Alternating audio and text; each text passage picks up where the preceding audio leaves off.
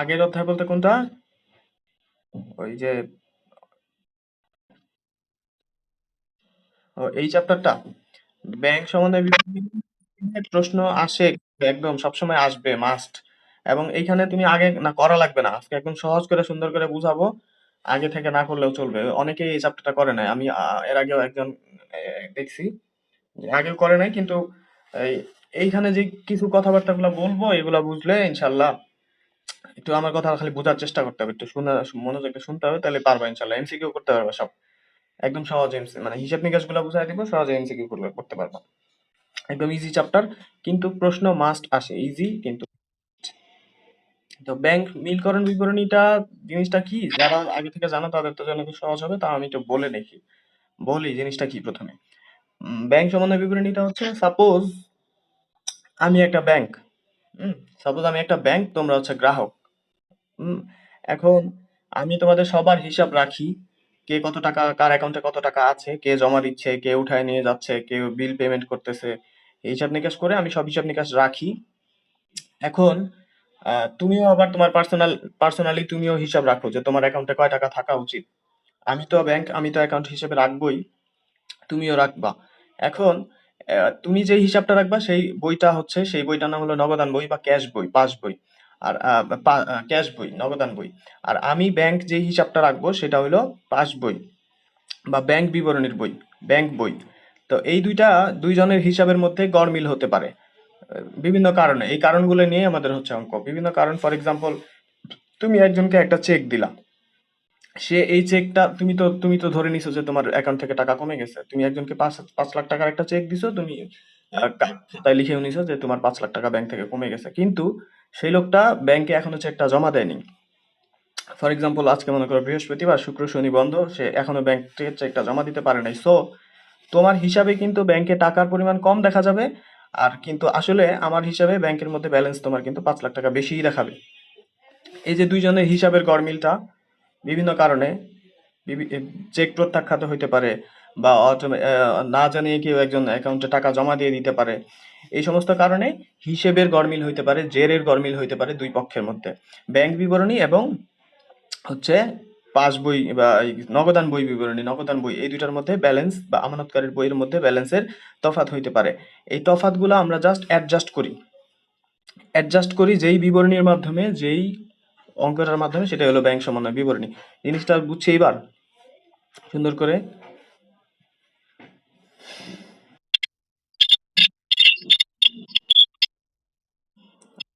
আরেকবার বলতে হবে?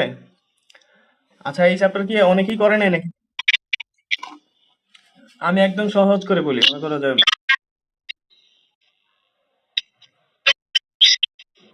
করলে তো তার একদম সহজে বোঝা যাবে জিনিসটা। আবার আবার আমি সহজ করে প্রথম থেকে বলতেছি, কোনো সমস্যা নাই। জিনিসটা ব্যাংক সম্বন্ধে বিবরণীতে আমাদের এই যে এখানে কতগুলা জিনিস যোগ করা লাগে, বাদ দেওয়া লাগে, দেখতেছো? এই যে এখানে যোগ করা লাগে, বাদ দেওয়া লাগে, এই জিনিসগুলোই আমরা আসলে হিসেবটার মধ্যে গরমিল হওয়ার কারণ। দুইটা পক্ষ, ফর এক্সাম্পল, আমি একটা ব্যাংক বা যে কোনো একটা ব্যাংকে তোমরা যখন টাকা জমা রাখো বা ব্যাংকের মধ্যে লেনদেন করো ব্যাংকের মাধ্যমে, কোনো একটা পক্ষ এমনও হইতে পারে যে আহ, তুমি একজনকে একটা চেক দিয়ে দিছো, এবং তুমি মনে করতে, তুমি কিন্তু চেক দিয়ে দিছো মানে কি, তুমি বলবা যে তোমার অ্যাকাউন্টে টাকা নাই বা কম আছে এখন বলবা, কিন্তু সে এই চেকটা এখনো ব্যাংকে জমা দেয় নাই, অর্থাৎ টাকাটা এখনো উঠায় নেয় নাই, মানে তোমার ব্যাংকে টাকা এখনো কমে নাই। এখন তোমার হিসাবে, তোমার ব্যাংকে মনে করো এখন 25 লাখ টাকা ছিল, 5 লাখ টাকা একজনকে দিলা, তোমার হিসাবে এখন তোমার অ্যাকাউন্টে 20 লাখ টাকা থাকা উচিত, কিন্তু আমি ব্যাংক, আমার হিসেবে এখানে এখন 25 লাখ টাকাই আছে। এই যে দুইজনের গড়মিল, একজন বলতেছে 20 লাখ, একজন বলতেছে 25 লাখ। এই গড়মিলটা হচ্ছে ব্যাংক সমন্বয় বিবরণীর উদ্দেশ্য, এই গড়মিলটা মিলানো, যে কি কারণে মিলতেছে না দুইজনের হিসাব, সেই জিনিসটা বোঝা। হ্যাঁ, যে কোনো একটা কারণে হইতে পারে, চেক প্রত্যাখ্যাত হইতে পারে, বা একজন জমা দেয় নাই, এরকম। বা কোনো ক্রেডিট মেমোরেন্ডাম হইলো, ডেবিট মেমোরেন্ডাম হইলো। ক্রেডিট মেমোরেন্ডাম আর ডেবিট মেমোরেন্ডাম জিনিসটা বলতেছি পরে। আরেকটা জিনিস সহজ কথাটা আগে বলে নেই। এনএসএফ চেক, এক ধরনের চেক আছে, নন সাফিসিয়েন্ট ফান্ড চেক। বা ধরো তুমি একজনকে টাকা দিলা, বা কেউ কেউ একজন তোমাকে একটা চেক দিল, কিন্তু তার অ্যাকাউন্টে টাকাই নাই, তাহলে কি তুমি এখন বলতে পারো যে তুমি টাকা পাইছো? তো এরকম কোনো অ্যাকাউন্টে যদি টাকাই না থাকে, এইখানে সে যদি তোমার একটা 5 লাখ টাকার চেক লিখে দেয়, এগুলো হচ্ছে নন সাফিসিয়েন্ট ফান্ড চেক বা অপর্যাপ্ত তহবিল চেক বলে। এই যে এই জিনিসগুলোর কারণে হিসেবে গরমিল হয়। ব্যাস। এই এই এই যে সারণীটা দেখতেছো, এই সারণীটা আবার আমি একটু বুঝায় বলি। এখানে দুইটা আমাদের অঙ্কগুলা করা লাগে এরকম যে ব্যাংকের মতে মনে করো একটা জের দেওয়া আছে, ব্যাংকের মতে ব্যালেন্স বা আমানতকারীর মতে ব্যালেন্স, একটা যে কোনো একটা দিয়ে দেওয়া আছে, আমানতকারীর মতে অসমন্বিত জের এটা দিয়ে দেওয়া আছে। আর যেই সমন্বয়গুলা নিচে নিচে কথার মধ্যে বলে দেওয়া থাকবে যে কি কি জিনিস অ্যাডজাস্ট করতে হবে, ওই অ্যাডজাস্টমেন্ট গুলা যোগ বিয়োগ করে ফাইনালি ব্যালেন্স আসলে কত হলো সেটা বোঝা। এটাই হলো আমাদের কাজ। বুঝতে পারছি? যেমন এমসিকিউ দেখাই, প্রশ্ন কিরকম হয় এই জায়গাটা থেকে এটা একটু দেখাই। এই দেখো, এই 1 নম্বর এমসিকিউটা ঢাকা ইউনিভার্সিটিতে আসছে যে ব্যাংক বিবরণী প্রস্তুতের পূর্বে নগদান নগদান বইয়ে স্থিতি মানে জের ছিল হচ্ছে 4,800 টাকা। তো নগদান বইয়ে একজনের নগদান বইয়ের হিসাব মতে তার ব্যাংকে টাকা আছে 4,800 টাকা, এবং একজন দেনাদার সরাসরি ব্যাংকে টাকা জমা দিয়ে দিল। এরকম কেউ যদি সরাসরি টাকা জমা দিয়ে দেয় বা কেউ যদি কোনো ব্যাংক থেকে যদি কোনো কারণে টাকা চলে যায়, এই দুইটা জিনিসকে আমরা বলি, একটাকে বলি ডেবিট মেমোরেন্ডাম, একটাকে বলি ক্রেডিট মেমোরেন্ডাম।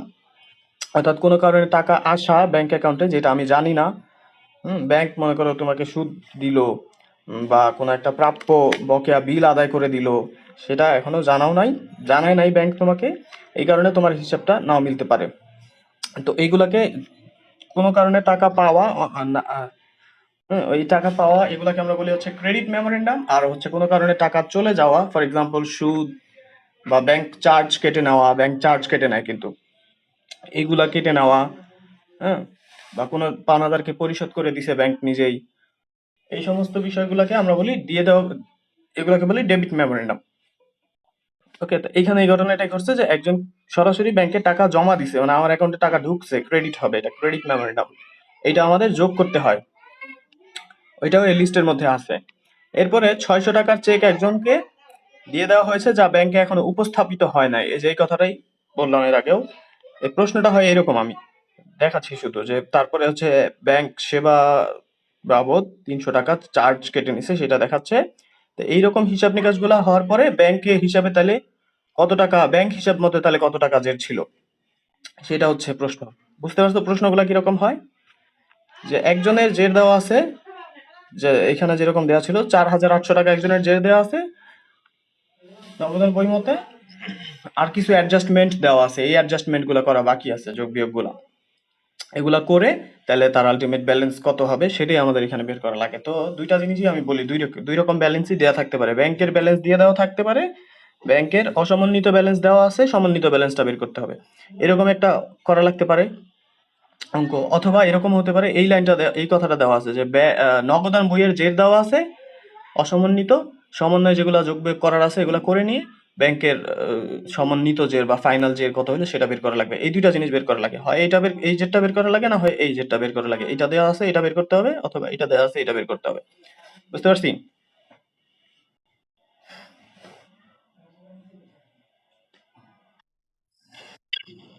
না বুঝলে বইলো, প্রয়োজনে আবার বলবো, কিন্তু জিনিসটা সুন্দর ইম্পর্টেন্ট জিনিস, মনোযোগ দিয়ে বোঝা দরকার, খুব দরকার।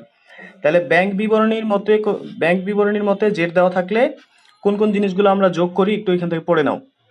মনে করো ব্যাংকের মতে বা পাস বইয়ের মতে একটা ব্যালেন্স দেওয়া আছে, এর সাথে যদি কোনো পরিবহনাধীন চেক থাকে, এইটাকে ইংরেজিতে বলে ডেপোজিট ইন ট্রানজিট বা ট্রানজিটে জমা সমূহ, এইসব নামে ডাকা হয়। জিনিসটা একই। পরিবহনাধীন চেক মানে হচ্ছে চেকটা এখনো জমা পড়ে নাই, হ্যাঁ, চেকটা এখনো জমা হয় নাই ব্যাংকের, অর্থাৎ কাউকে চেক দিছো, সে এখনো টাকাটা তুলে নেয় নাই।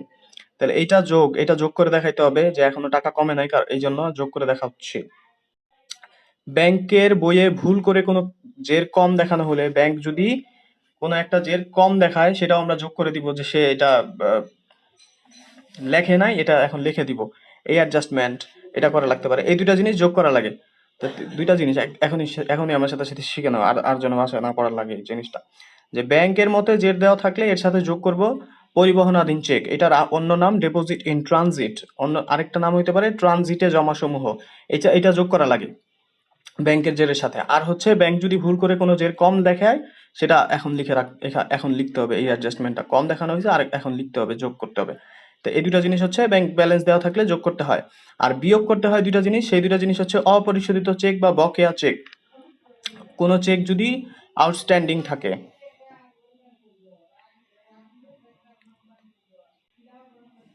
আউটস্ট্যান্ডিং বা অপরিশোধিত, সরি উল্টা বলে ফেলতে, প্রথমের এইটা হচ্ছে ট্রানজিটে জমা সমূহ, এটা হচ্ছে যে এখনো আদায় হয় নাই, তুমি এখনো টাকাটা পাও নাই বা টাকাটা উঠাও নাই এখনো।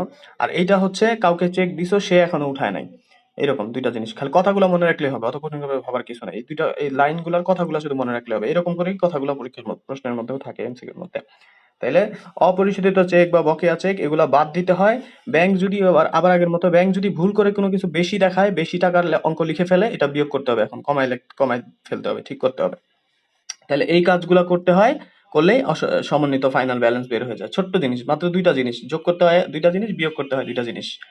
ওকে, এটা এখন শেখা হয়ে গেল না? আর আর এটা যেন আর আরেকবার বাসায় না পড়া লাগে, একদম সিম্পল জিনিস। আর অন্যদিকে যদি আমানতকারীর মতে বা নগদান বইয়ের মতে জের দেওয়া থাকে, এইটার সাথে কিছু জিনিস অ্যাডজাস্ট করা বাকি আছে, এই অ্যাডজাস্টগুলো করতে হয় কি কি, এটা একদম সহজ, আগেরটা মনে রাখার কথা ছিল, এখানে মনে রাখার তেমন বিষয়ই নাই। যে ক্রেডিট মেমোরেন্ডাম গুলা যোগ হয়, ডেবিট মেমোরেন্ডাম গুলা বিয়োগ হয়, শেষ। যোগ করতে হয় সব ক্রেডিট মেমোরেন্ডাম গুলা। ক্রেডিট মেমোরেন্ডাম কোন জিনিসগুলো আমি একটু আগে সহজ করে মনে রাখার জন্য বললাম, যে যে কোনো কারণে ব্যাংকে যদি টাকা আসে, সেটা তুমি জানো না, ব্যাংকে টাকা আসা, এটাই হলো ক্রেডিট মেমোরেন্ডাম। ক্রেডিট তো মানে জানি আমরা প্রাপ্তি, প্রাপ্তি হচ্ছে ক্রেডিট, তো এগুলো যোগ হবে। যেমন এই যে অর্জিত সুদ, এটা একটা হইতে পারে ক্রেডিট মেমোরেন্ডামের কথা। নোটের মূল্য আদায়, এগুলা ব্যাংক, ব্যাংক তো আমরা জানি যে ব্যাংকিং যারা পড়ছি, ব্যাংক হচ্ছে কি একজন গ্রাহকের ওসি হিসেবে কাজ করে বা প্রতিনিধি হিসেবে কাজ করে। অর্থাৎ কেউ যদি, কারো কাছ থেকে যদি টাকা পাওয়া যায়, ব্যাংক সেই টাকাটা কালেক্ট করবে। আবার যদি কোনো খরচ করা লাগে, ব্যাংক সেই টাকাটা নিজে দিয়ে দিবে। যেমন বাড়ি ভাড়া, কাউকে বেতন টেতন দেওয়া লাগলে, এইগুলা, এই সমস্ত ছোটখাটো কাজগুলা ব্যাংক নিজেই করে দেয়। হুম, এইরকম। তো এই সমস্ত বিষয়গুলা যেগুলো ব্যাংক হচ্ছে জানে না, আগে থেকেই বলে রাখা আছে যে এরকম কেউ এসে চাইলে, বেতন চাইলে দিয়ে দিবেন, বা এরকম কেউ এসে আমার কাছে টাকা পায় চাইলে দিয়ে দিবেন, এরকম বলে রাখা আছে। এখন এখন তোমাকে শুধু জানানো হয় নাই যে দিয়ে দিছে। হ্যাঁ, তো এই জিনিসগুলা, এইগুলা হলো একটা ক্রেডিট মেমোরেন্ডাম, একটা হলো ডেবিট মেমোরেন্ডাম। ক্রেডিট মেমোরেন্ডাম হচ্ছে টাকা আসা কোনো কারণে, যদি সুদ পাও কোথাও থেকে, তারপরে হচ্ছে কোনো প্রাপ্য বিল ছিল কারো কাছ থেকে, বা প্রাপ্য নোট ছিল কারো কাছ থেকে, সেই টাকাটা এখন আদায় করছো, এরকম আদায় হইলে এগুলা যোগ, ব্যাংক বিবরণীর যে থেকে এগুলা যোগ। এগুলাকে বলে ক্রেডিট মেমোরেন্ডাম, টাকা পাওয়াগুলা। আর হচ্ছে ডেবিট মেমোরেন্ডাম কোনটা, যেইগুলা, যেগুলোর মাধ্যমে টাকা চলে যায়, যেগুলোর মাধ্যমে ব্যাংক থেকে টাকা চলে যায়। আরো সহজ করে মনে রাখার জন্য একদম সহজ কথা, ক্রেডিট মেমোরেন্ডাম হলো ব্যাংকের, ক্রেডিট মেমোরেন্ডাম হলো সব মানে আনন্দের সংবাদ, খুশির সংবাদগুলো, টাকা আসা। ডেবিট মেমোরেন্ডাম হলো সব কষ্টের সংবাদগুলো, টাকা চলে যাওয়া, শেষ। এবার মনে রাখতে পারো। আরেকটা জিনিস আছে যে প্রত্যাখ্যাত চেক বা অপর্যাপ্ত তহবিল চেক, এটা বিয়োগ করতে হয়। প্রত্যাখ্যাত চেক, তুমি একটা চেক জমা দিলা, সেই চেকটা ফেরত দিয়ে দিল, প্রত্যাখ্যাত হইলো, কোনো কারণে চেকটা ভুল আছে বা কোনো সমস্যা হয়েছে চেকের মধ্যে, ফেরত দিয়ে দিল, এইটা এটা বিয়োগ করতে হবে, এটা বাদ। এরপরে আবার এমন হইতে পারে, কেউ একটা তোমাকে এমন একটা চেক দিল, যে চেক হচ্ছে ফাঁকা চেক, অর্থাৎ ব্যালেন্স, ব্যাংকেই টাকাই নাই, তোমার চেক দিছে 1 লাখ টাকার, অথচ ব্যাংকে টাকাই নাই, এরকম যদি থাকে, এগুলা বিয়োগ করতে হয়। ওকে, তাহলে এই চারটা জিনিস একবার এখন একটু আরেকবার মনে করো দেখি, এখনই শেষ, এটা পড়ার আর কিছু নাই। ব্যাংকের মতে জের দেয়া থাকলে এর সাথে যোগ হয় দুটো জিনিস, পরিবহনে জমা, পরিবহনাধীন জমা বা ট্রানজিটে জমা, এগুলো যোগ করতে হয়। আর যদি ব্যাংক ভুল করে কোনো কিছু কম লিখে, এটা এখন যোগ করে দিতে হয়। আরেকটা আর বাদ দিতে হয় কি, যে অপরিশোধিত চেক বা বকেয়া চেক, অপরিশোধিত চেক বা বকেয়া চেক, যে চেকগুলো এখনো মানুষ টাকা উঠায় নেয় নাই, দিছো উঠায় নেয় না, এটা বাদ। তারপরে হচ্ছে ব্যাংক যদি ভুল করে বেশি দেখায়, সেটা এখন বিয়োগ করতে হবে। ভুল করে বেশি টাকা দেখায় ফেলছে, বিয়োগ করে দিবে এখন, মিলে যাবে, জিনিসটা ঠিক হয়ে গেল। এইভাবে সমন্বিত জের বের হবে। আর যদি নগদান বই মতে জের দেওয়া থাকে, এর সাথে যোগ হয় সকল ক্রেডিট মেমোরেন্ডাম, বিয়োগ হয় সকল ডেবিট মেমোরেন্ডাম। ওকে,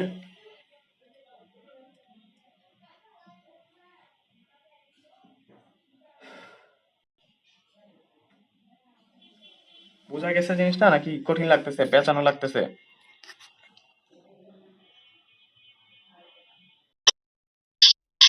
বাকিরা?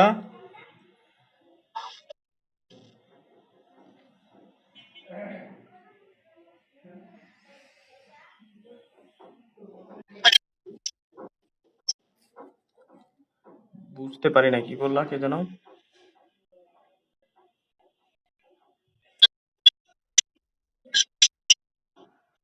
আচ্ছা আচ্ছা আচ্ছা, বুঝতে পারছি।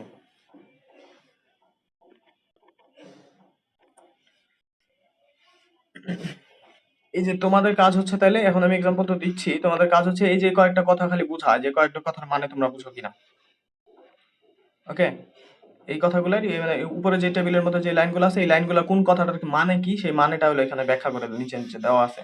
ওকে, আমি বলে ফেলছি মুখে মুখে, তোমরা ভুলে গেলে এখান থেকে একবার রিডিং করে নিলেই মনে পড়ে যাবে। এই হলো সিস্টেম। এবার একটা এমসিকিউতে যাই, এগুলা দিয়ে প্রশ্ন হয় কিভাবে একটু দেখি।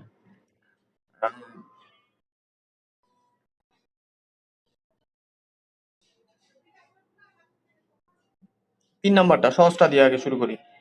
3 নাম্বারটা দেখো, যে কথাটা বলছে কি, কে কোম্পানি কর্তৃক পাওনাদার রনিকে 785 টাকার চেক দেওয়া হলো, প্রদান করা হলো। 785 টাকার একটা চেক একজনকে দেওয়া হলো, কিন্তু নগদান বইতে লেখার সময় ভুলে আমি 658 টাকা লিখে ফেলছি। 658 টাকা লেখা হলো। তাহলে ব্যাংক আবার চেকটা ঠিকঠাক মতোই লিখেছে। ব্যাংক সমন্বয় বিবরণী প্রস্তুত করার সময় এই ভুলটার জন্য কি করতে হবে, সমন্বয় কি করতে হবে, ঠিক করার জন্য কি করতে হবে? একজনকে 785 টাকার চেক দিছি, কিন্তু আমি ভুলে 658 টাকা লিখে ফেলছি। তো এখন এটা ঠিক করার জন্য কি করতে হবে? একটু বুদ্ধি করো দেখি, মাথা খাটাও। হুম হুম হুম। হ্যাঁ, শুনতেছি, বলো।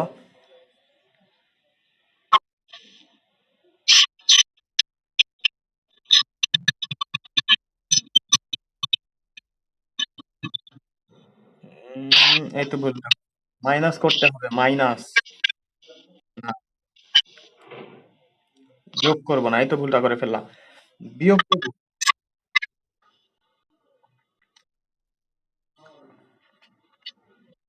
ই হবে, ই। কারণ বুঝো, কারণ বুঝো, এই যে ভুলটা করলাম।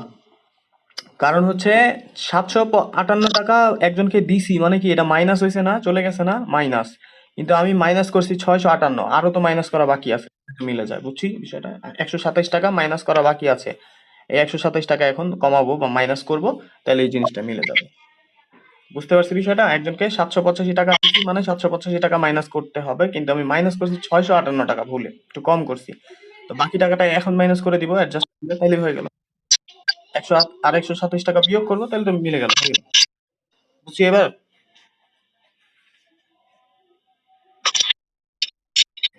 আচ্ছা আচ্ছা, তাহলে এটা যদি বুঝি, তাহলে আরো একটু সহজগুলো করে নেই, তারপরে একটু কঠিনের দিকে যাই। 2 নম্বর, 2 নম্বরটাও, যে একজনকে সেবা প্রদান করার জন্য 100 টাকা ধরেছে, এই কথাগুলো বুঝো। মানে প্রশ্ন ব্যাংক যখন সলভ করবা, তখন এই ধরনের প্রশ্নই ঘুরে ফিরে এই ধরনের কথা ব্যবহার করাই দেখবে তোমরা। এই জন্য 10-15টা এমসিকিউ প্র্যাকটিস করলেই কি ধরনের কথা ব্যবহার করে প্রশ্ন জিজ্ঞাসা করে, এটা একটা বুঝে চলে আসবে। এরকম ওয়ার্ডস ব্যবহার করে, ব্যাংক তার সেবা প্রদানের জন্য 100 টাকা ধরেছে মানে চার্জ করেছে, কেটে নিছে, 100 টাকা চার্জ করে কেটে নিছে, যা গ্রাহক এখনো জানে না। যা গ্রাহক এখনো জানে না, তাহলে ব্যাংক মিলকরণ বিবরণীতে এটা কিভাবে দেখাবো? একটু বুদ্ধি করো দেখি কি হবে। হুম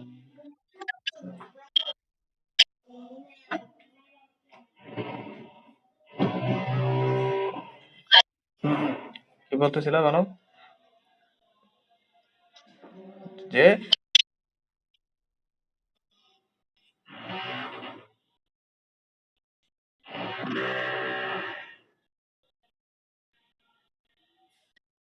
হুম,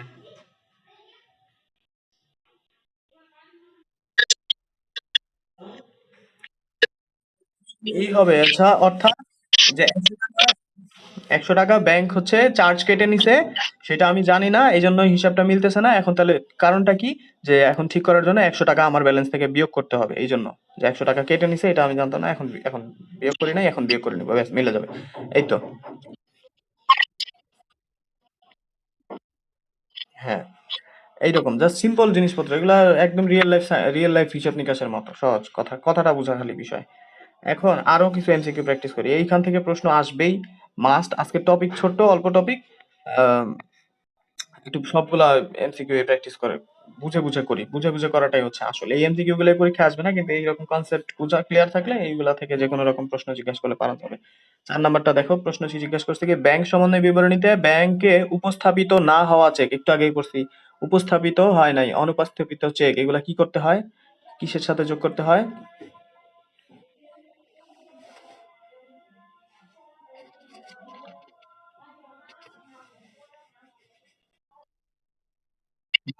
হয়। তার মানে নগদান বই থেকে না, ব্যাংক বই থেকে, ব্যাংক বই থেকে প্রথমটা, এই যে লিস্টের মধ্যে ছিল এটা।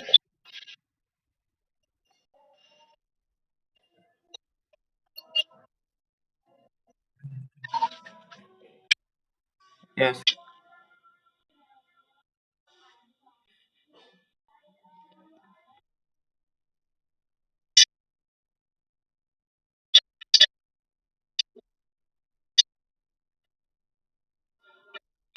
হ্যাঁ।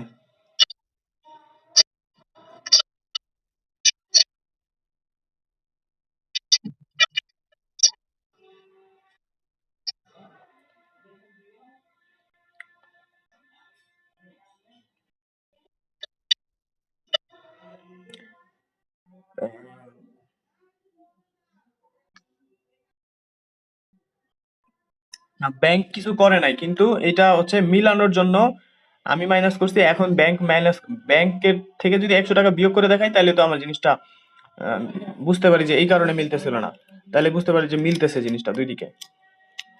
ওকে, এটা এইভাবে করে মনে রাখবে না, তাহলে একটু ঝামেলা লাগবে। এই জাস্ট এই সিরিয়ালটা মনে রেখো, তাহলে সহজে মনে থাকবে। এই জিনিসগুলো ওলট পালট লাগে যাবে নাহলে, কিন্তু এই সিরিয়ালটা খালি মনে রেখো যে ব্যাংক বিবরণীর মতে এইগুলা থাকলে এই দুইটা জিনিস বিয়োগ হয়, যোগ হয়, এই দুইটা জিনিস যোগ হয়। আর নগদান বই মতে জের দেওয়া থাকলে এই দুইটা জিনিস যোগ হয়, এই দুইটা জিনিস বিয়োগ হয়। এই সিরিয়ালটা খালি মনে রেখো, তাহলে এই জিনিসগুলা এইভাবে করে চিন্তা করো, তাহলে ভুল হবে না সহজভাবে। ব্যাংক বিবরণীর মতে জের দেওয়া থাকে, তাহলে হচ্ছে এ তোমার আহ, কি নামগুলো,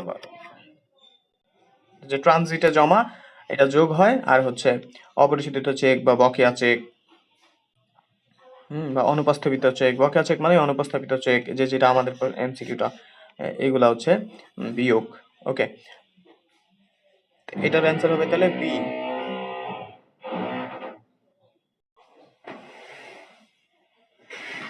কারো ডাউট আছে এটা নিয়ে?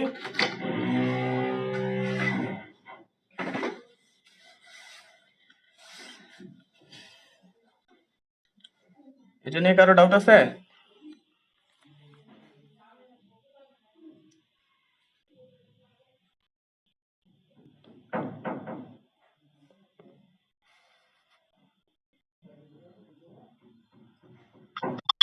হুম।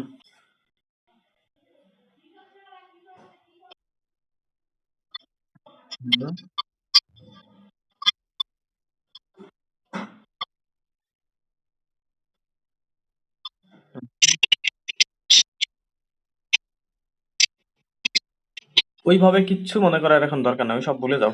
যে ব্যাংক, ওই রকম প্রশ্ন আসে না, অঙ্ক অঙ্ক থেকে তো প্রশ্ন আসে না এখানে, আসে হচ্ছে কনসেপ্টের প্রশ্ন, এমসিকিউ প্রশ্ন। হ্যাঁ। আহ, হ্যাঁ, ওইভাবে আমরা নিজেরাও অঙ্ক করতাম। হ্যাঁ, ঠিকই আছে, ওই কথা ঠিকই বলছো যে নগদানের জের দিয়ে শুরু করলে ব্যাংকের ব্যালেন্স বের হয়। মানেটা কি, কথাটার মানে তো এইটার মতোই হয়, যে ব্যাংকের, আমি আমার ব্যাংকের হিসাব মিলতেছিল, ব্যাংকের সাথে নগদান, আর ব্যাংকের সাথে আমি হচ্ছে নগদান মিলাবো। মিলানোর জন্যই তো আমি ফাইনাল তখন ওই ব্যাংক দিয়ে শুরু করলে নগদান লিখি, নগদান দিয়ে শুরু করলে ব্যাংকের ব্যালেন্স লিখি, অর্থাৎ দুইটা মিললো, সমান হলো, সেটা প্রমাণ করার জন্য। ওকে।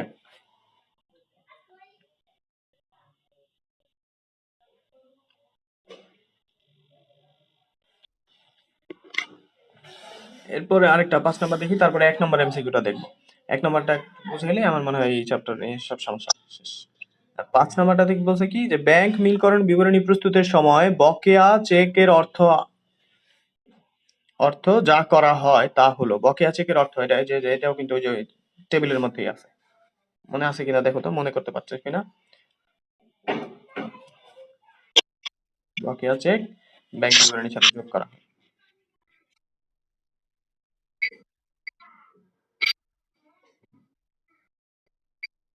বি 5,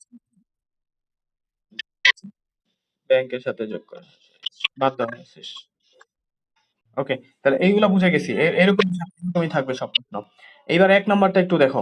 এটা যদি বুঝো তাহলে এইখানে এটা নিয়ে এই চ্যাপ্টার নিয়ে বুঝাবুঝি সব শেষ। ব্যাংক নীলকরণ বিবরণী প্রস্তুতের পূর্বে ক্যাশিয়ারের নগদান বইয়ের স্থিতি ছিল, মানে নগদান বইয়ের ব্যালেন্স ছিল ৪,৮০০ টাকা। তারপরে দেনাদার একজন দেনাদার ব্যবসা প্রতিষ্ঠানের ব্যাংক সরাসরি একজনকে ১৪৮০ টাকা জমা দিছে, মানে দিয়ে দিছে। তার মানে একজন দেনাদার জমা দিছে। এরপরে বলছে ব্যবসা প্রতিষ্ঠান ৬০০ টাকার একটা চেক একজনকে দিয়েছে, যেটা এখনো উপস্থাপিত হয় নাই। এই যে একটু আগেই বলছি উপস্থাপিত হয় নাই, কি করি আমরা? উপস্থাপিত হয় না, এটা বিয়োগ করি ব্যাংক ব্যালেন্সের সাথে। আর ব্যাংক তার সেবা বাবদ ৩০০ টাকা দেখিয়েছে। ব্যাংক তার সেবা বাবদ ৩০০ টাকা দেখিয়েছে, কথাটার মানে কি? ব্যাংক তার সার্ভিস চার্জ বাবদ ৩০০ টাকা কেটে নিয়েছে। এটা হলো ডেবিট মেমোরেন্ডাম বা বিয়োগ ব্যাংক, হ্যাঁ, নগদান ব্যালেন্স থেকে। এই হিসাব নিকাশগুলো করে ব্যাংক পাস বইতে কত টাকা স্থিতি দেখানো হয়েছে সেটা হলো জিজ্ঞেস করছে। এগুলো আমি একটু লিখে দেখাই, একদম আমি যেভাবে করতাম সেটা সিস্টেমটা দেখাই। এইগুলো আমি আর কখনো ভুল করো না।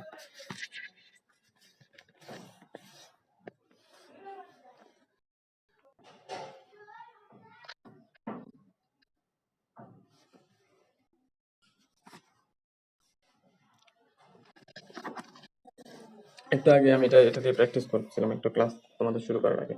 বলছে যে একজনের নগদান বই মতে ব্যালেন্স ছিল তার ৪,৮০০।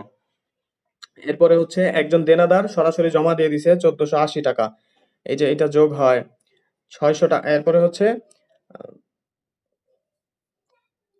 ৬০০ টাকার বিষয়টা যেন কি ছিল, যে একজন হচ্ছে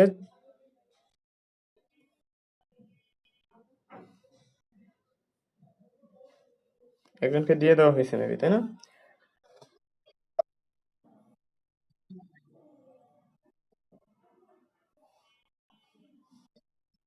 ওইটা উপস্থাপিত হয় নাই, এই ছিল কথাটা, হ্যাঁ। উপস্থাপিত হয় নাই, এটা যোগ করব। উপস্থাপিত হয় নাই, যোগ করতে হয়। হ্যাঁ, একজন দেনাদার কর্তৃক দিয়ে দিছে, এটা এটা ইয়া হয়। আর হলো ব্যাংক চার্জ কেটে নিলে এটা মাইনাস হয়। এটাই শুধু মাইনাস, আর বাকি সব ব্যাস। এই সবগুলো যোগ বিয়োগটা করলে যা আসে তাই। আচ্ছা, অ্যান্সার হয় হচ্ছে কত? ৪,৮০০ আর ১৪৮০, ৬,৫৮০। এটা হয় অ্যান্সার। এখন এই জিনিসটা মানে এইভাবে আর কি জিনিসটা করতে হয়।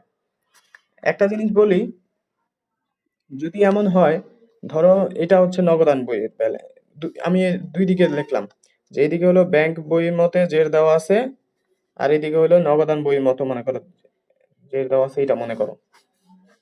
হুম, নগদান বইয়ে মনে করো জের দিয়ে দেওয়া আছে এত টাকা। নগদান বইয়ে এটা জের ব্যালেন্স দিয়ে দেওয়া আছে ১,০০০ টাকা। এর সাথে আমরা যোগ করি ডেবিট মেমোরেন্ডাম আইটেম গুলা থাকলে, সরি, ক্রেডিট মেমোরেন্ডাম আইটেম গুলা থাকলে আমরা যোগ করি, আর হচ্ছে ডেবিট মেমোরেন্ডাম আইটেম গুলা থাকলে বিয়োগ করি। এই যে আমি পুরো টেবিলটা সামারি করে শর্ট করে এইটুকের মধ্যে খালি বলতেছি, এইটুক খালি মনে রাখলেই হবে, সহজে তোমাদের মনে থাকবে। যে নগদান বই অনুযায়ী ব্যালেন্স দেওয়া থাকলে ওইটার সাথে ক্রেডিট মেমোরেন্ডাম গুলো যোগ করে লাগে, আর ডেবিট মেমোরেন্ডাম গুলো বিয়োগ করা লাগে। ব্যাংক ব্যালেন্স অনুযায়ী জমা দেওয়া থাকলে ব্যাংক ব্যালেন্স অনুযায়ী ব্যালেন্স দেওয়া থাকলে, ব্যাংক অনুযায়ী ব্যালেন্স দেওয়া থাকলে এর সাথে হচ্ছে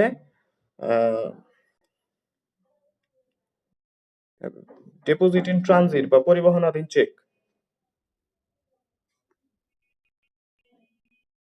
এটা যোগ করা লাগে। আর হচ্ছে বকেয়া চেক বা অনুপস্থাপিত চেক, এটারই অন্য নাম অনুপস্থাপিত চেক, এটা হচ্ছে বিয়োগ করা লাগে, ব্যাস।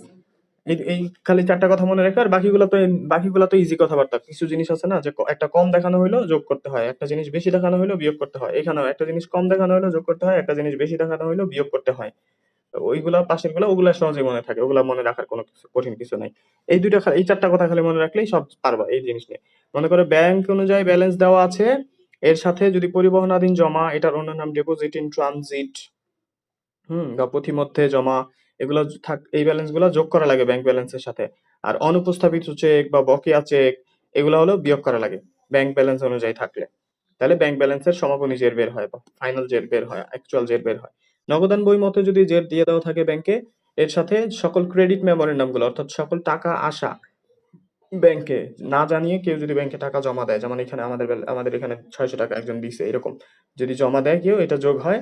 আর যদি টাকা কেটে নেয়, ব্যাংক কোনো চার্জ কাটে, ব্যাংক সুদ ধার্য করে, হ্যাঁ এরকম বা এর সাথে আরেকটা ছিল ক্রেডিট মেমোরেন্ডামের আইটেম গুলো কি কি, সেগুলো খালি সিরিয়ালটা মনে রাখবো, বইয়ের লিস্টের মধ্যে দেওয়া আছে শিটে।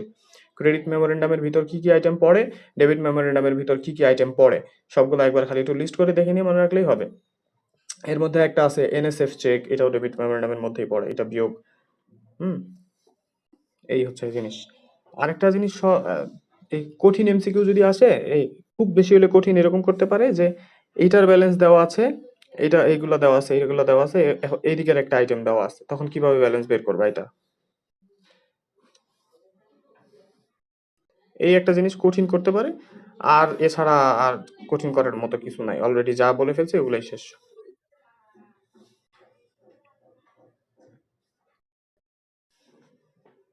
ওকে।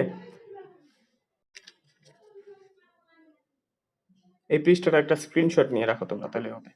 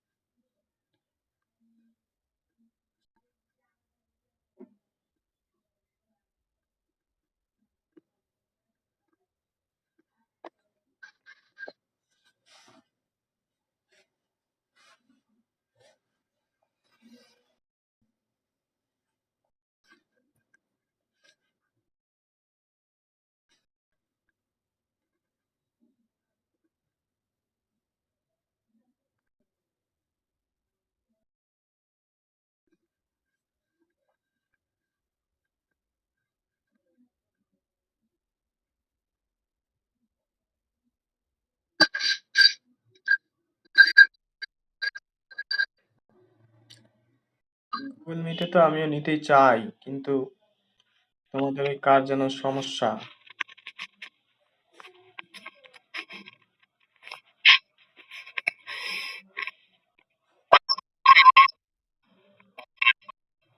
আচ্ছা আচ্ছা, আজকের অল্প পড়া, আজকে এখন যে সেশনটা চলতেছে এর মধ্যে শেষ করে দিব।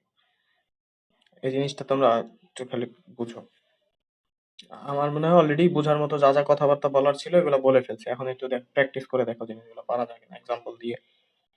আরেকটা এমসিকিউ দেখি, ম্যাথ অঙ্কের মতো যেগুলো আছে এগুলো একটু দেখে আসি আগে।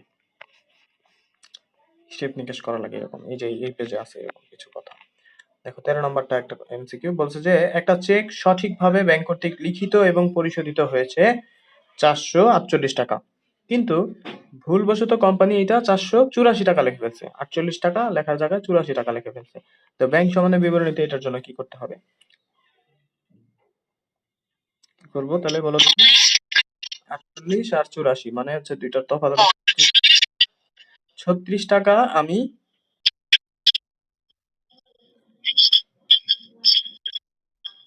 হুম, বুঝো, পরিশোধ হয়েছে মানে 448 টাকা বিয়োগ হওয়ার কথা।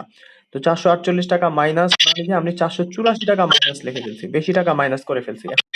এখন কি করতে হবে? হ্যাঁ, অর্থাৎ আমি বেশি টাকা বিয়োগ করে ফেলছি, এখন 36 টাকা যোগ করতে হবে, হ্যাঁ বি হবে, নগদান জেরের সাথে 36 টাকা যোগ করতে হবে।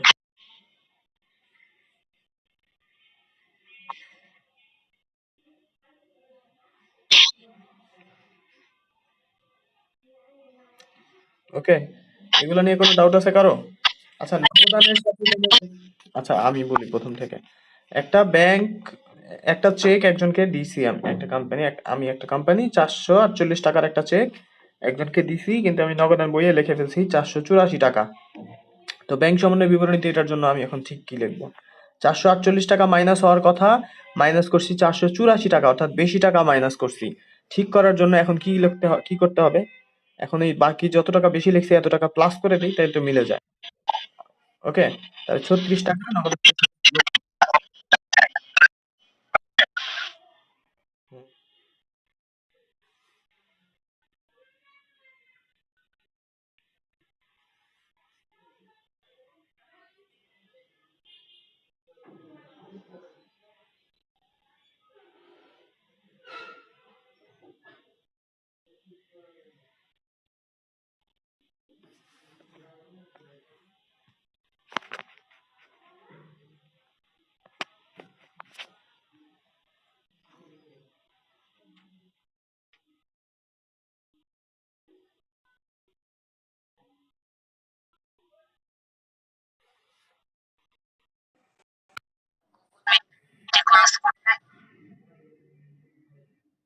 আমার একটু ইন্টারনেটের সমস্যা করতেছে আজকে কেন জানি। হ্যাঁ, আমি চলে এসেছি। আমার একটু আজকে ইন্টারনেটে কেন জানি সমস্যা করতেছে। এইজন্য কেটে যাচ্ছে খালি বারবার। হুম, বলো। বলে ফেলো। হুম,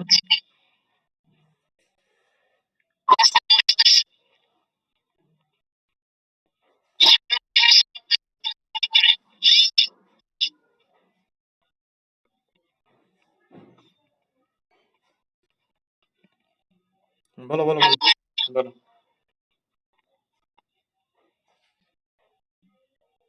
বলো।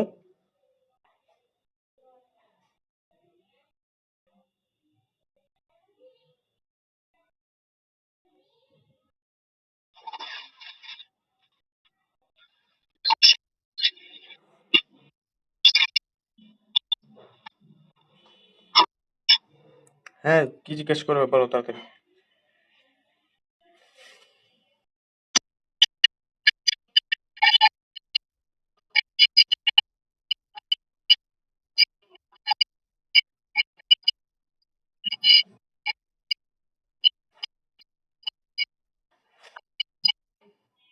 না, না, না, না, না, আমি কথাটা আরেকবার সহজ করে বলি। প্রশ্নের কথাটা হলো, মানে তুমি একটু মানে বুঝতে পারো না এই কথাটা, বোঝার চেষ্টা করো। এই দেখো কথাটা কি বলছে, এক সহজ কথা একদম, যে একটা চেক সঠিকভাবে ব্যাংক কর্তৃক লেখা, ব্যাংক ঠিকঠাক মতোই সব লিখছে, 484 টাকায় লিখছে, কিন্তু ভুলবশত ভুল করছে, কোম্পানি চেকটা 484 লিখছে, মানে 448 টাকা লেখার কথা 484 টাকা ভুলে লিখছে। মানে 484 টাকার একটা চেক একজনকে দিছে, অর্থাৎ 484 টাকা মাইনাস হওয়ার কথা, বাট আমি কোম্পানি মাইনাস করছি 484 টাকা ভুলে, 48 টাকা মাইনাস না করে 84 টাকা মাইনাস করেছি, মানে 36 টাকা বেশি মাইনাস করেছি। এটা ঠিক করার জন্য এখন কি করব, আমি কোম্পানির বই থেকে 36 টাকা বেশি মাইনাস করছি, এখন 36 টাকা প্লাস করে দিই, তাহলে তো মিলে যায়, হয়ে যায় ঠিক। ওকে, এটাই করব। তাহলে উত্তর হবে হচ্ছে বি, নগদ আঞ্জিরের সাথে 36 টাকা যোগ করে দিব। এই যে এরকম একটা এমসিকিউ এর আগেও তো করলাম, এই যে আগের পেজে, প্রথম পেজে, ওইরকমই তো এটা। বুঝতে পারছি এবার?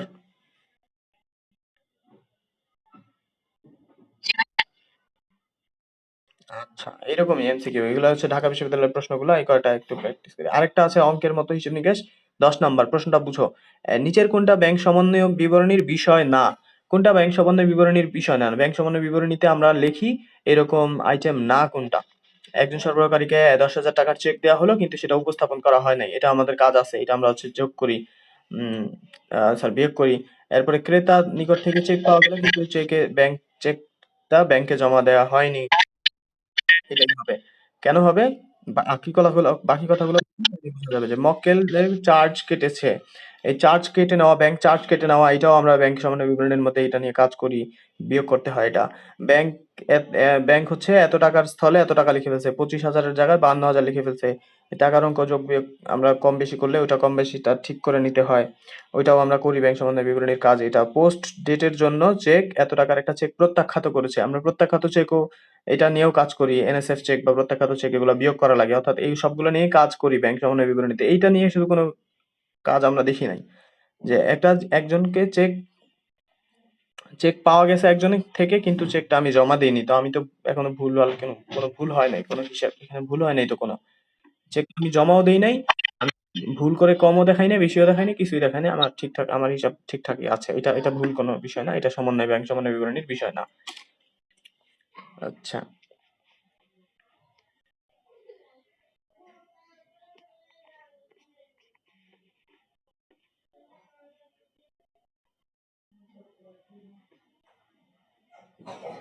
ওকে, এগুলো নিয়ে আর কোনো ঝামেলা আছে কারো? এদিকে আরো আছে অন্যান্য বিশ্ববিদ্যালয়ে আসা।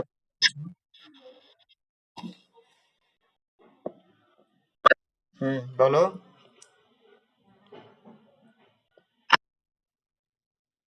হ্যাঁ, আজকে এই একটাই টপিক ছিল, এটা অল্প টপিক, এটা শেষ হয়ে যাবে আজকে তাড়াতাড়ি। এই এই জিনিসটা অল্প, কিন্তু ভালো মতো বুঝে নাও, ইম্পর্টেন্ট, প্রশ্ন আসবেই। এখান থেকে একটা প্রশ্ন, একটা বা দুইটা আসবেই, মিনিমাম একটা। অঙ্ক নিয়ে যে কথাবার্তাগুলো আছে এগুলো বুঝো একটু, এইগুলো অন্যান্য বিশ্ববিদ্যালয়ে আসা প্রশ্ন, এগুলো একটু কটা প্র্যাকটিস করি, পারা যায় কিনা। বলছে যে এই কোম্পানিটা শুটুত কোম্পানি, শটুত কোম্পানি, আচ্ছা যাই নামই হোক না কেন, এত টাকার একটা ব্যাংক বিবরণীর ব্যালেন্স পেলো। ব্যাংক বিবরণীর মধ্যে ব্যালেন্স হচ্ছে 62,600। আইটেমের মধ্যে বকেয়া চেক আছে 14,500 1450। আর প্রতি মধ্যে আমানত বা ডেপোজিট ইন ট্রানজিট, এটা আমাদের যোগ করা লাগে। তাইলে এটা যোগ এটা বিয়োগ সহজ। কোম্পানি সমন্বিত জের কত সেটা জিজ্ঞেস করছে। একদম টেবিলের মতো, টেবিলে যেরকম প্যাটার্ন দেওয়া আছে ওই প্যাটার্নের মতো। ব্যাংকের যে ব্যালেন্স দেওয়া আছে এর সাথে ডিপোজিট ইন ট্রানজিট বা প্রতিমধ্যে এগুলা যোগ করতে হয়। আর হচ্ছে বকেয়া চেক বা অনুপস্থাপিত চেক এটা বিয়োগ করতে হয়, শেষ। এই টাকার সাথে এই টাকা যোগ করবো, এটা বিয়োগ করবো, শেষ।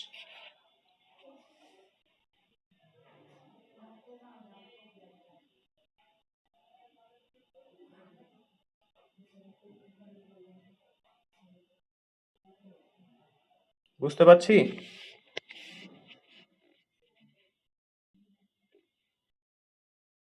সুমনা, সাগর, একটু রেসপন্স করো, বুঝছো কি বুঝো নাই, বুঝতেছো না নাকি কিছুই বুঝতেছো না, না বুঝে গেছো কিছু বোঝা যাচ্ছে না।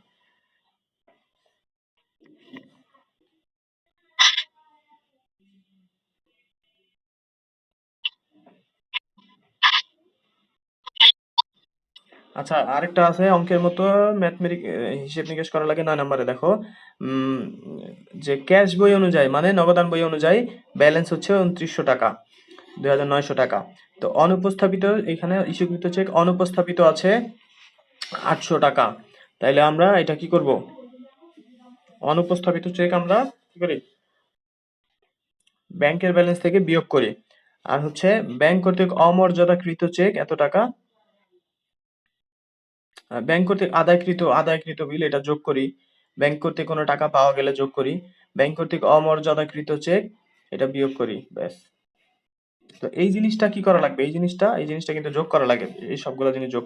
এখানকার তিনটা জিনিসই যোগ হবে, এই ব্যালেন্সের সাথে 2900-র সাথে এটা যোগ, এটা যোগ, এটা যোগ।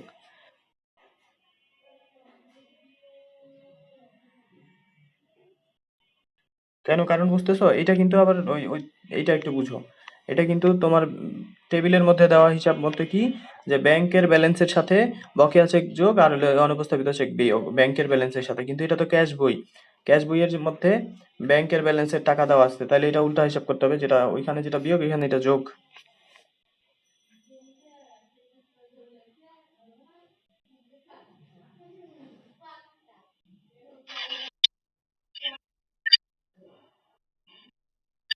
হুম, বাকিটা বুঝতেছো, মানে ওইদিকে যেটা বিয়োগ হওয়ার কথা, কি ব্যালেন্স দেওয়া আছে সেটা আমরা দেখব। নগদান বইয়ের ব্যালেন্স দেওয়া আছে, নগদানের সাথে যেটা যেটা যোগ হওয়ার কথা ওইটা এটা যোগ করব, যেটা যেটা বিয়োগ হওয়ার কথা ওইটা ওটা বিয়োগ করব। নগদান সাইডে দুইটা জিনিস ছিল, ক্রেডিট মেমোরিয়াম, ডেবিট মেমোরিয়াম। হ্যাঁ, যোগ বিয়োগটা করে, একটু যোগটা করে দেখো, আমি তো যোগ করি নাই কত। 2,900 আর 800 কত হবে, 3,007। আর হচ্ছে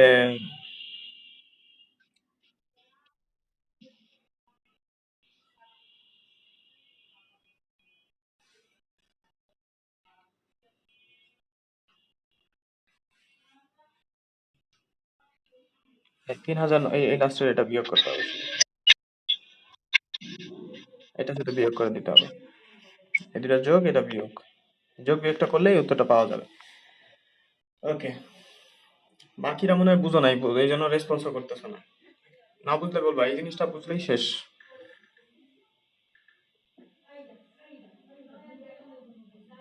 তো বলো, আমি আবার বলি, আমি আবার কি, টেবিলটার মধ্যে তো বেশি কথা নাই, 4টা কথা মাত্র আছে মনে রাখার মতো। এটা তো আমার মনে হয় এখনই মনে রাখা হয়ে গেছে। ব্যাংকের ব্যালেন্সের সাথে পরিবহনাধীন চেক বা ট্রানজিট চেক এগুলার নাম একই, এগুলো যোগ করতে হয়। অনুপস্থাপিত চেক বা বকেয়া চেক এটা হলো ব্যাংকের ব্যালেন্সের সাথে থাকলে বিয়োগ করতে হয়। এই তো দুইটা কথা। আর নগদান বইয়ের সাথে ক্রেডিট মেমোরেন্ডাম যোগ, ডেবিট মেমোরেন্ডাম বিয়োগ, শেষ। এই 4টা কথা। আর অন্যগুলা আমাদের আলাদা করে মনে রাখার কিছু নাই, অন্যগুলা সরাসরি কথা বুঝেই বোঝা যাবে। যে একটা জিনিস কম লেখা হইলো ঠিক করার জন্য এখন এটা বিয়োগ করতে হবে, বেশি যোগ করে লিখতে হবে। একটা জিনিস বেশি লিখে ফেলা হয়েছে ঠিক করার জন্য এখন কম লিখে দিতে হবে, এইরকম। এইগুলা তো মনে রাখার কিছু নেই, এই চারটা কথাই শুধু মনে রাখার জিনিস।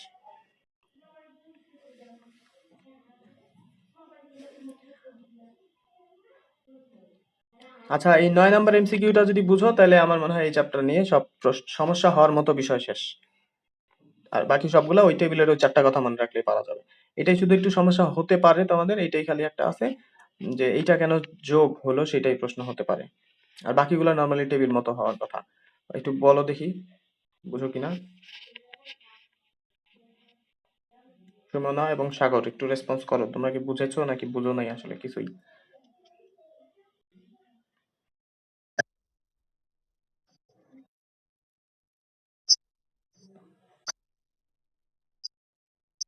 হুম।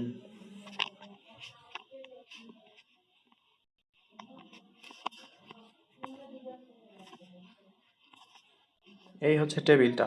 এই টেবিলটা আমি আবার মনে করাই দিই, এখনই মুখস্থ করে ফেলো। এইটা আর বাসায় যায় পড়ার কিছু না, বাসায় বসে পড়ার আর কিছু নেই, এটা এখনই হয়ে যাবে, শেষ। আবার বলি যে ব্যাংকের ব্যালেন্স মতে একটা জিনিসের জের দেওয়া আছে, এর সাথে এই দুইটা জিনিস খালি এই দুইটা জিনিস, এই একটা জিনিস যোগ করা লাগে, বাকিটা তো আমি বললাম মনে রাখার কিছু নাই আলাদা করে। যে পরিবহনাধীন চেক বা ট্রানজিটের চেক, এটার মানে একই, এটা যোগ করা লাগে ব্যাংক ব্যালেন্স দেয়া থাকলে। আর অপরিশোধিত চেক বা বকেয়া চেক, এটার আরেক নাম হতে পারে অনুপস্থাপিত চেক, এটা হলে বিয়োগ করা লাগে ব্যাংক ব্যালেন্সের মতে। আর আরেক যদি ব্যালেন্সটা দিয়ে দেওয়া থাকে নগদান বই মতে, তখন এই দুইটা জিনিস যোগ বিয়োগ করা লাগে। ক্রেডিট মেমোরেন্ডাম গুলো সব যোগ করা লাগে, ক্রেডিট মেমোরেন্ডাম হচ্ছে এই কয়টা কথা। আর ডেবিট মেমোরেন্ডাম গুলো বিয়োগ করা লাগে, ডেবিট মেমোরেন্ডাম হচ্ছে এই কয়টা কথা, শেষ। তো ওই এমসিকিউটার মধ্যে যেটা হয়েছে যে নগদান বই মতে ব্যালেন্স এইটা দেওয়া আছে, ক্রেডিট মেমোরি নামের একটা টাকার সংখ্যা দেওয়া আছে, ডেবিট মেমোরি নামের একটা টাকার সংখ্যা দেওয়া আছে, আর এইখানকার একটা টাকার সংখ্যা দেওয়া আছে।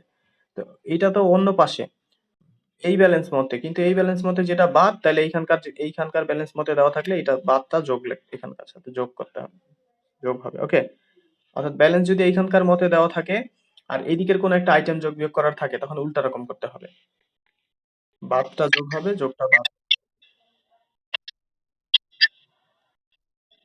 হুম।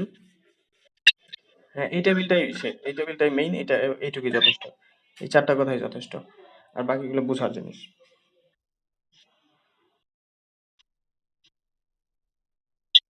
হুম।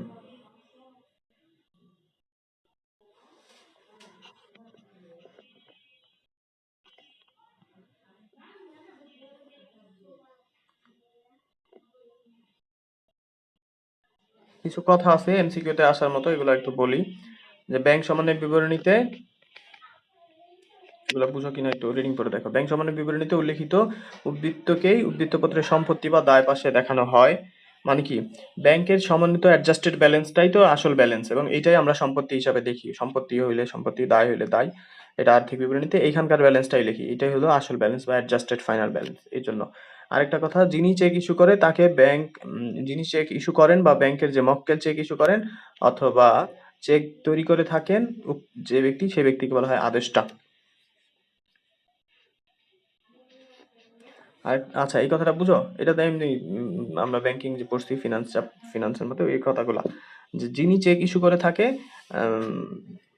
ব্যাংক, যিনি চেক ইস্যু করে থাকে সে হচ্ছে গ্রাহক, গ্রাহক মানে মক্কেল বাংলায়, কনজিউমার বা কাস্টমার ইংরেজিতে। আর হচ্ছে এটা একটা জিনিস, আর একটা চেক যে তৈরি করে তাকে বলে আদেষ্টা, অর্থাৎ চেক যে লেখে, চেক যে সাইন করে, সে হলো আদেশ করে ব্যাংকে, এটা হলো তাকে বলা হয় আদেষ্টা। আরেকটা, হিসাব বিজ্ঞানের পূর্ণ প্রকাশ নীতি অনুযায়ী ব্যাংক সমন্বয় বিবরণী প্রস্তুত করা হয়। নীতিমালাগুলো আমরা পড়ছিলাম না, হিসাব বিজ্ঞানের নীতিমালা কি পড়া হয়েছে? না, নেক্সট দিন, আচ্ছা। ওই দিন খুব নীতিমালাটা, এই যে আজকে ব্যাংক সমন্বয় বিবরণীর মতো নীতিমালাটা একটা খুবই ইম্পর্টেন্ট জিনিস, এখান থেকে প্রশ্ন আসবেই, মাস্ট। মানে হিসাব বিজ্ঞানের কোন কাজটা কোন নীতি অনুযায়ী করি, এইখান থেকে প্রশ্ন হয়ই হয় সবসময়। এইটাও, এইটা এখন একটু একটা মনে রাখলে একটা জিনিস কমে গেল তোমার, যে ব্যাংক সমন্বয় বিবরণী এটা করি হচ্ছে তোমার পূর্ণ প্রকাশ নীতি অনুযায়ী। পূর্ণ প্রকাশ নীতি কেন, পূর্ণ প্রকাশ নীতি অনুযায়ী এখানে হচ্ছে একটা হিসাবের গড়মিলটা কেন হইলো সেটা প্রকাশ করা হয়, এই জন্য এটা এটা পূর্ণ প্রকাশ নীতির মধ্যে। আরেকটা উদ্দেশ্য, একটা এমসিকিউর লাইন, যে ব্যাংক সমন্বয় বিবরণী প্রস্তুতের উদ্দেশ্য হচ্ছে একটা নির্দিষ্ট তারিখে প্রকৃত জমার উদ্বৃত্ত বা জমাতিরিক্ত এর পরিমাণ মানে অ্যাকচুয়ালি ব্যাংকের পজিটিভ ব্যালেন্স বা নেগেটিভ ব্যালেন্স সেটা পজিটিভ ব্যালেন্স না নেগেটিভ ব্যালেন্স সেটা জানা যায়। এইটা সেটাই হলো এই ব্যাংক সমন্বয় বিবরণী করার উদ্দেশ্য। যে ব্যাংক জমার উদ্ধৃত বা ব্যাংক ব্যালেন্স অথবা ব্যাংক জমাতিরিক্ত মানে ব্যাংকের যদি নেগেটিভ ব্যালেন্স হয়, নেগেটিভ ব্যালেন্স মানে তো জমাতিরিক্ত। ব্যাংকে টাকা জমা থাকার নেগেটিভ ব্যালেন্স মানে তো জমাতিরিক্ত। এগুলো এমনি কথা রিডিং পড়ার কথাবার্তা, বোঝার কথাবার্তা, এমসিকিউ।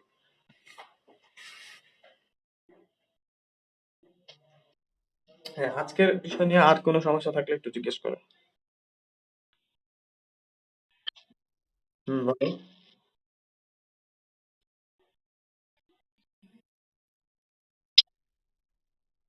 আদেশটা হচ্ছে যে আদেশ করে, আদেশটা। আর আদিষ্ট হচ্ছে ব্যাংক। আদেশটা হচ্ছে গ্রাহক যে আদেশ করে ব্যাংককে যে আমি একজনকে চেক লিখে পাঠাচ্ছি, তাকে টাকাটা দিয়ে দাও। অর্থাৎ আদেশ করা, গ্রাহক আদেশ করে। গ্রাহক হচ্ছে আদেশ। আর আদেশটা পায় হচ্ছে ব্যাংক। সে আদিষ্ট। হুম,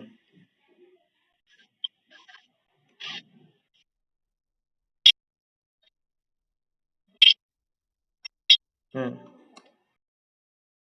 সে ব্যাংককে আদেশ করে যে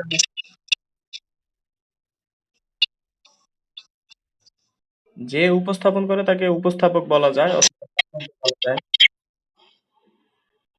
তাকে উপস্থাপকও বলা যায় বা গ্রাহকও বলা যায়। প্রাপক হচ্ছে হ্যাঁ, যে টাকাটা পাবে। আর যে উপস্থাপন করে তাকে উপস্থাপক বলা যায় বা প্রাপক বলা যায়।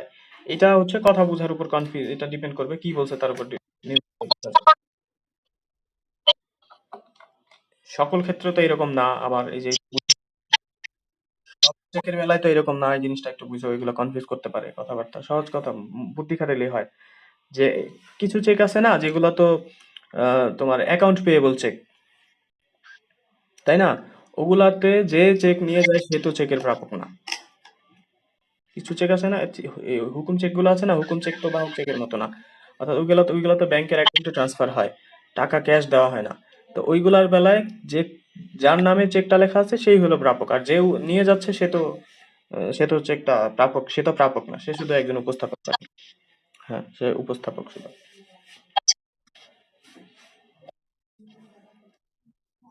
এগুলো তোমরা বুদ্ধি খাটাবা, কমন সেন্স খাটাবা, এগুলা অত কঠিন কিছু না। কথাগুলো এলোমেলো করে জিজ্ঞেস করতে পারে, বুদ্ধি খাটালে এগুলো পারবা।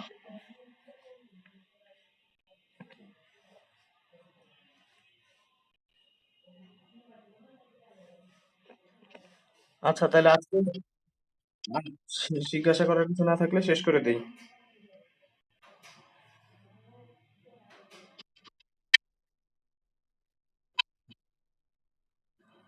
আর আছে হচ্ছে তিন চারটা, মেবি তিনটা, তিনটা। তারপরে আমি সবগুলা মিলে একদিন একদিন বা 2 দিন যা লাগে আরেকবার একটু সব রিভিশন দিব। তোমাদের যার যেটার মধ্যে সমস্যা আছে সবগুলো একটু গুছায় রাখো, জিজ্ঞাসা করবে।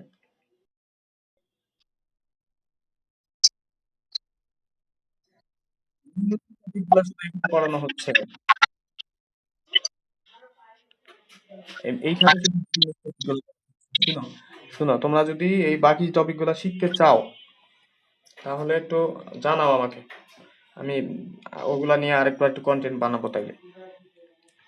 ওগুলার জন্য আর আর যে মানে মেইন টপিক গুলা ছাড়া মোটামুটি টপিক আছে এগুলা, এগুলা তাইলে এগুলা বেশি নাই, আর 4-5টা ক্লাস ওগুলা শেষ হয়ে যাবে 4-5টা ক্লাসের মধ্যে ওগুলা, যদি এক্সট্রা গুলা করতে চাই। হ্যাঁ, আর তোমরা যদি বিইউপি তে এক্সাম যারা যারা দিবা তারা একটু এখন মনোযোগ দিয়ে অঙ্ক করো বেশি করে। অঙ্ক আর সাধারণ জ্ঞান করো। একটু ওই দুইটা সাবজেক্টে বেশি, সি ইউনিটে যারা আছে দুইটা সাবজেক্টে বেশি একটু ডিফিকাল্ট। বা সাধারণ জ্ঞানটা ডিফিকাল্ট না, কিন্তু সাধারণ জ্ঞানটা একটা বোনাস মার্কিং এর মতো জায়গা, এখানে বেশি মার্ক পাওয়া সহজ, এই জন্য একটু বেশি করে পড়লে ভালো। আর ম্যাথটা একটু ডিফিকাল্ট হয়। একটু না, এটা একটা প্রশ্ন ব্যাংক কেনা, বিউপির একটা প্রশ্ন ব্যাংক কিনো, প্রশ্ন ব্যাংক প্রশ্ন আসে। ওরা বলে যদিও যে 9-10 এর বই থেকে, কথা ঠিকই আছে, 9-10 এর বইয়েরই কনসেপ্ট, কিন্তু ওই কনসেপ্ট গুলো কাজে লাগে একটু অ্যাডভান্স প্রশ্ন করে। অ্যাডভান্স প্রশ্ন করে, তো অ্যাডভান্স প্রশ্নগুলো কিরকম হয় সেটা তোমরা একটু প্রিভিয়াস ইয়ারের প্রশ্ন ব্যাংক ধরে ধরে দেখবা যে কি রকম প্রশ্ন আসে সব সময়। হুম, কিছু টাইপ আছে যে কিছু ধরনের প্রশ্ন সবসময় আসতে থাকে। ধরনগুলা বুঝো, কোন কোন জিনিসগুলা, কোন কোন টপিক গুলা। বিগত বছরের প্রশ্নগুলো উল্টা উল্টা দেখলেই তোমরা বুঝতে পারবা যে কোন রকমের জিনিসটা সবসময় আসতে থাকে।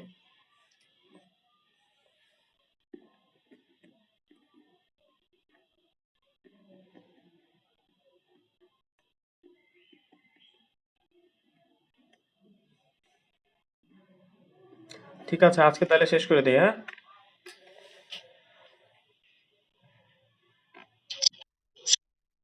ওয়ালাইকুম আসসালাম। ওকে, আল্লাহ হাফেজ, দেখা হবে আবার।